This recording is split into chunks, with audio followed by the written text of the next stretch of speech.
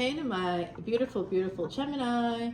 Hey Gemini, how you doing today? This is Dr. Leona coming in for your July 8th to the 15th, 2024 reading, but whenever you see it, it's meant for you, Gem.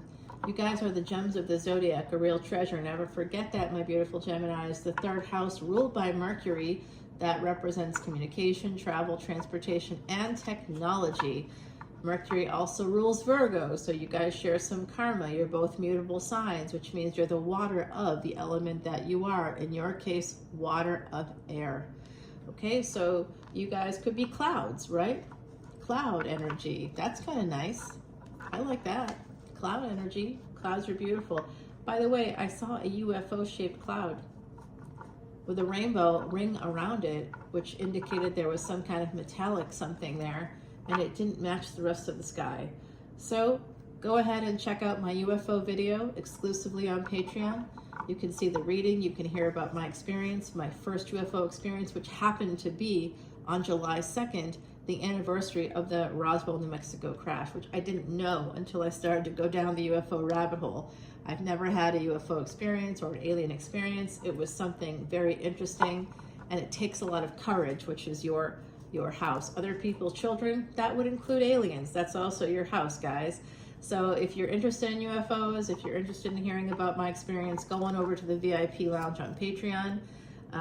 There's 3 tiers I have there on Patreon. There's just $1.01 between each tier, guys. If you just want the basics, if you just want unlimited extended videos for individual signs to see your moon, your sun, your ascendant, and anybody connected to you, you can see all of that for them too. It's there every week. I drop 12 fresh videos exclusively on Patreon and 12 videos here on YouTube. And I drop more than that, guys. Last week I dropped 38 exclusive videos to Patreon, but they're for different tiers, right? So I worked 29 hours last week. That's more time with you guys than most people spend with their significant other, according to the National Office of Statistics or something like that. I put it up on Patreon, so you have to go there to check it out. But most people spend about 2.5 hours a day with their significant other. The person that means the most to them in the world, 17.5 hours a week, and I spent double that with you. Okay, so that's how dedicated I am. I love you, and please come on over to Patreon. It's money well spent, and all proceeds go to Elephant Aid International's Elephant Refuge, not going to it like, here's some money, Erna, or Elephant Aid International, here you go. No, I actually purchased the products for that refuge. I purchased all the water drops. Okay, you're the water of air. You know how important it is for everybody to have water, accessible water, clean water, especially because you're the water of air. Clouds that purify the water, right? You guys understand that. You might like Fiji water quite a lot, my beautiful gems, as a result, or really good water might matter to you. And you might be saying, no, it doesn't matter to me at all. Well, that would be your Gemini energy, Jekyll and Hyde. You know, you could go either way. It might matter, it might not matter. That's the fun part of Gemini. So, all right, guys, let's see what the cards have in store for you. We see some 7 of Swords action, some self-sabotage perhaps going on. Lover's energy, here you are, right out of the gate. Gemini, you are represented right away. First card's always the most important. So here you are, front and center. The self and Gemini and the moon. Ooh, Cancer energy, your neighbor. Okay, Gemini, Mercury is actually in Cancer. Your ruling planet is actually in Cancer right now in terms of degrees. Okay, it may not be the case for tropical astrology, but that's based more on seasons and the sun and fixed dates as a result of those seasons. That's what a season is, a fixed date. That's like, if you think about it through the retrograde planets, Saturn was retrograde, turned retrograde on June 4th in 2022, yet in 2024 it became retrograde on June 29th into the 30th, right? So you understand what I'm saying. Planets don't move in the way of seasons. They don't care about the seasons or fixed dates. That does not matter for the sun, for the moon, any of the planets. It does not matter. So that's why Vedic astrology uses the degrees where they actually are, and that's why it tends to be a little bit more accurate. No shade on tropical astrology, we love it, but that's been Hellenized a long time ago by Romans in the same way our calendar was with that leap year energy. Julius Caesar saying, I'm taking the power away from the scientists, away from the astronomers. I don't want you to tell me when I have to add a day into the calendar. That's a power only emperors should have. And in fact, Julius Caesar added an extra day to the month of July because that was his birth month. Then Augustus Caesar, following Julius Caesar, did the same thing. That's why there's 2 extended months back to back, because of 2 big egos. Augustus Caesar, born in the month of August, said, hey, I want to name a month after myself, just like Julius Caesar did, naming the month of July. Julius, July, get it? Yeah, all right, exciting. I know, Gemini, you love the knowledge. I feel that. All right, let's see what's happening here. There's a big opportunity. Who here is an Empress? Raise your hand if you have Empress energy, because you have a big opportunity coming in for you. There's somebody here, Taurus, Gemini energy. We definitely see Pisces, Aries coming towards you. That energy. Cancer is here. Cancer keeps backing you up. So some of you have the energy of a mother. I'm also seeing a mother-child dynamic at play coming up. There's something hidden here. Somebody could be making a permanent decision you may not know about that includes a third party. You could have an opportunity to party, actually, to go to a wedding. I'm seeing an invitation coming out for you, and somebody making a decision to go for it, to travel, perhaps with that Jupiter energy in the 12th house, the Fool card being that Pisces, Aries energy, to make a permanent decision, to take action, to go for it, to take a leap of faith. That's action. That's taking an action. Taking that leap is an action. Okay, somebody having a little bit of nervousness surrounding this, maybe losing some sleep because they're worried about a player here. Again, Leo and Pisces, Sagittarius coming out, more Cancerian energy. So someone, a mother, could be very worried here about their daughter. Looks like it could be that energy. Could also be somebody who is a giver becoming an Empress. There's also an evolution suggested here for someone that has that mother energy. You could be leveling up and becoming that Empress, through healing your family. There's an opportunity to heal your family here.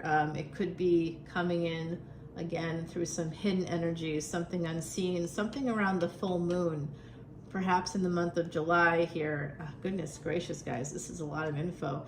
And here is that Virgo. I talked to you about how Virgo is the other sign, the other mutable sign ruled by Mercury. Mercury is the mutable signs. Jupiter handles the other 2 mutable signs.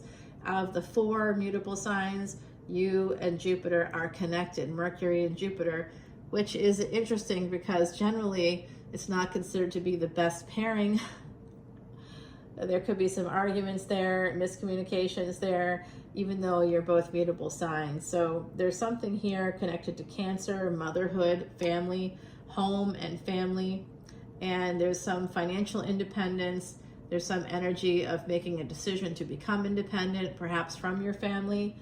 There could also be some inheritance coming through. That's good news, right, Gemini? There could be some inheritance from your mother, some kind of wealth coming in from your mother. I also see somebody not wanting to miss out on opportunities with the family, Gemini, so not wanting to miss out on a partnership here. Oh, someone here made a choice based on children in terms of partnership, and now you're afraid you're going to miss out on a different kind of partnership. You may be deciding to walk away, walk toward an Empress, if you're an Emperor energy here. Okay, walking toward somebody that's very stable. Again, full moon energy coming out that could be showing you the roots of your family, that could be showing you the roots of the problems within your family, and you might be able to take action then towards healing it, breaking generational curses, having that victory, but you must take action. Here's that Emperor coming out, having a victory. If you're the Emperor, you're going to have victory. If you're heading towards an Emperor, you're going to have a big victory. It could be a marriage coming in here. A lot of love coming forward, bringing in a partnership energy for my beautiful gems. But you may be a little bit guarded surrounding this because you're worried that it's coming in for a good time, not a long time. I mean, the intention is for partnership, and someone could actually say that, but I don't know if you believe it. So this is a romantic thing coming out. Someone here is quite guarded. They don't want to miss out, but then you're guarded about it. If it's not you, it's someone else connected to you. Here you are again, Gemini. 10-10, as I said that. New cycles, creation, cosmos itself. You're trying to create happiness in your life. Some of you are trying to become famous. You're looking to have some happiness within a contract. I think it's within a marriage, a marital contract with Venus and Cancer. I don't know, not the most auspicious time for marriage, but interestingly, I was just thinking about this the other day. When I got married, which was a long time ago now, I didn't know this, but we both had the energy of Venus and Cancer, and we got married during Cancer. So wherever you have Venus, guys, you have is very likely that you could get married during that time. Venus in Cancer is not an auspicious time to get married, and of course that was true for me as well. But you know, people love the summer. They love to get married. The June wedding, right? Okay, maybe not a good idea. Not the best placement. And we see that here. Okay, trying to create happiness in a marriage, but having these choices, and there's a divorce here that's coming through. There's a divorce, okay, that's coming through here, yeah, because of lack. There's some lack here, and there's going to be a divorce. I'm sorry. Sending out love and light. It could also be, someone may have made some choices outside of the marriage, perhaps, and it does look like someone is missing out on sex here. Someone trying to achieve happiness within a marriage, wanting to have that victory. But there is, okay, if you recently had a little fling or something, or you recently met somebody and you had like a hookup or something like that, I don't care what your marital status is, it looks like that's ended, or brings in an ending. Scorpio energy, so it definitely has to do with sex. Could be ending things with a karmic partner. Okay, we're going to find out more about all this in the extended, Gemini. Yeah, this is being stuck. Financially, possibly stuck here. With the Ace of Swords, the truth about something, legal stuff coming out. You definitely want to watch, Gemini. Please go and watch my video I made about Venus transit in Cancer. You're like, why would I care? I'm Gemini. Well, you should care because you have Venus somewhere in your chart, and you have Cancer somewhere in your chart, and Cancer is your neighbor. You are affected by the 1 degree of separation there. Okay, your physical life is going to be affected by 1 degree of separation by this transit. So, you know, it's going to affect you in some way. It could affect your mother. It could affect if you're a mother, it will affect you. Okay, if you are married to a mother, it will affect you. If you're married to the mother of your children, or you're divorced from that person, it's going to affect you. So you definitely want to go check out that video. It's over in the VIP lounge on Patreon, and that's where you can see this extended video as well. In the VIP lounge, no, just on Patreon in general, at the basic level, that first tier. That just gives you, every tier gets unlimited extended videos at any level, okay? So for individual signs. So if you want to go in as a VIP, you also get these bonus videos that I do about the transits, and I see it here in your reading. So you definitely, and there's an ending coming in, so you definitely want to go over and check that out. Someone here tells the truth about what they really want. I don't know if that's you, but it could be your energy, and when that happens, that is what helps to free you. The karmic knot here represented by this Ace of Swords, that's a karmic knot, or a Gandanta in Sanskrit. There's 3 karmic knots within our chart. It's between the houses of Pisces and Aries. That's when we're born into the world. Okay, we begin a karmic knot with our parents, with our siblings, the moment we're born. With any family members, the moment we're born, with the community connected to all those people from the moment we're born. Hello, karma.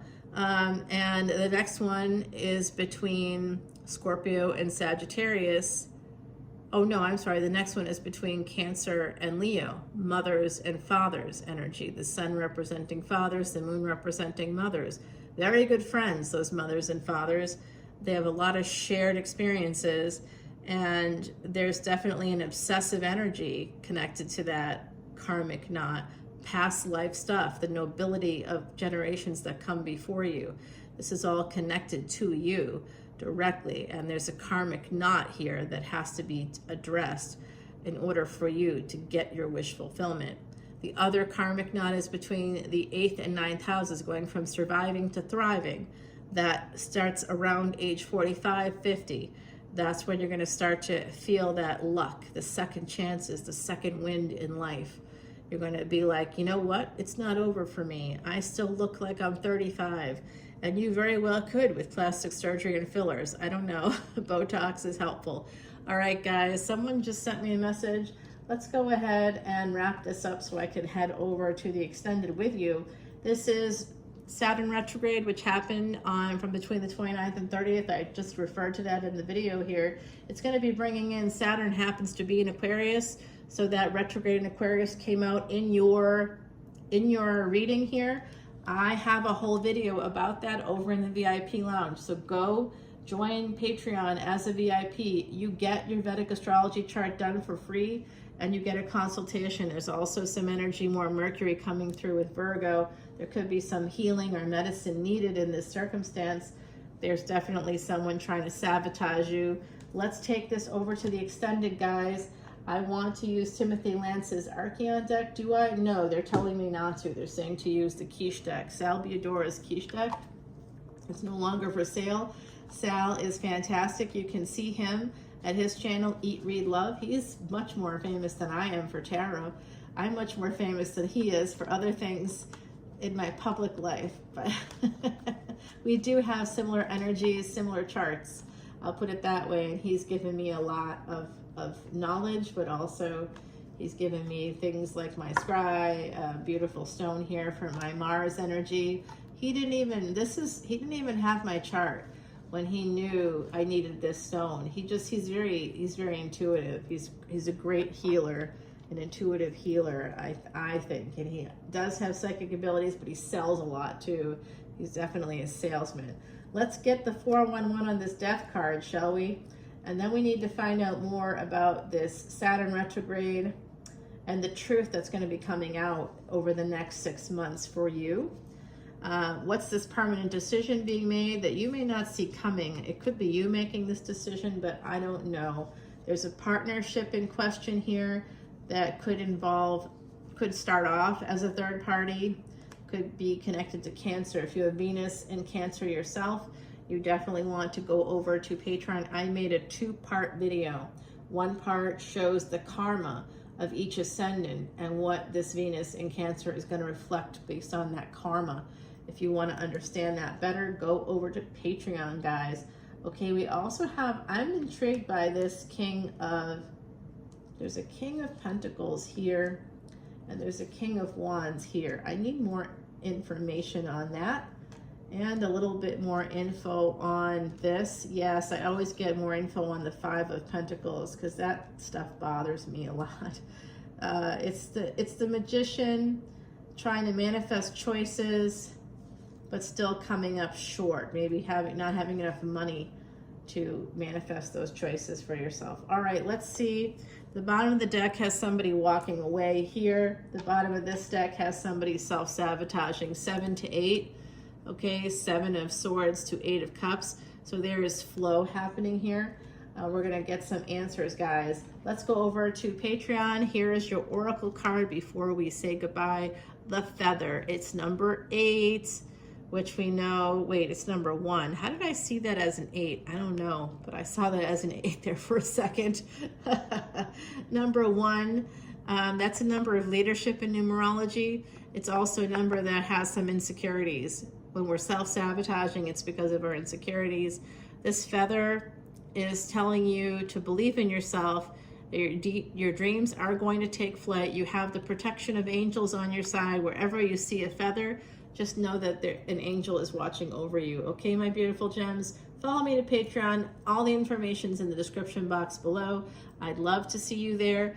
Please join me. I'll welcome you. Come on over. Let's watch this extended together. We're going to hold each other's hands energetically and get through whatever's happening here. Sending you love and light. Love you, my beautiful gems. Bye now.